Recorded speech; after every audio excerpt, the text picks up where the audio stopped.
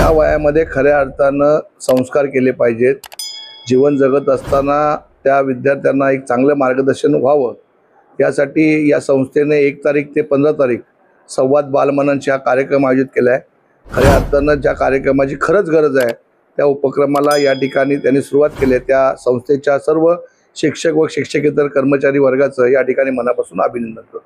खरं तर मी आज या संस्थेचे प्रिन्सिपल आणि या शिक्षक वर्गांचे खरं आभार मानतो, कारण आज जी तरुण पिढी कुठे ते भरकटत आहे त्या भरकटणाऱ्या पिढीला योग्य न्याय देण्यासाठी आणि योग्य दिशा देण्यासाठी सरांनी जो संवाद बालमनाशी हा कार्यक्रम घेतला त्याबद्दल मी सर्व संस्थेच्या शिक्षकांचे प्रिन्सिपलांचे आभार मानतो। आणि भविष्यात ही मुलं चांगल्या मार्गात जातील याच अपेक्षा बाळगून आम्ही सुद्धा आमचे शेलार साहेब आहेत, शेलार साहेबांचे मार्गदर्शन केलं त्याबद्दल शेलार साहेबांचे सुद्धा खूप खूप आभार मानतो। जय हिंद।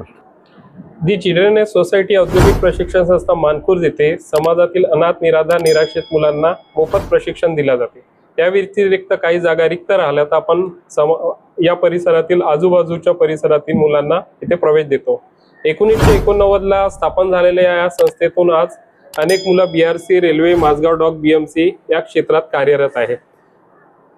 1 जानेवारी 2025 ते 15 जानेवारी 2025 दरम्यान आम्ही संवाद बालमनाशी उद्याच्या भविष्याशी हा एक प्रबोधनपर संवाद आणि मार्गदर्शनपर कार्यक्रम ठेवलेला आहे, जेणेकरून या प्रवेशित मुलांना बाहेर जीवन जगत असताना किंवा संस्थेबाहेर पडल्यानंतर समाजातील आरोग्य क्षेत्राची, कायदे क्षेत्राची, राजकीय क्षेत्रातील, वैद्यकीय क्षेत्राची या सर्व क्षेत्राची माहिती व्हावी म्हणून आम्ही या 1 तारीख ते 15 तारखेच्या दरम्यान समाजातील वेगवेगळ्या क्षेत्रातील मान्यवरांना या कार्यक्रमाला मुलांशी संवाद साधण्यासाठी आणि मार्गदर्शन करण्यासाठी येथे बोलवत आहोत।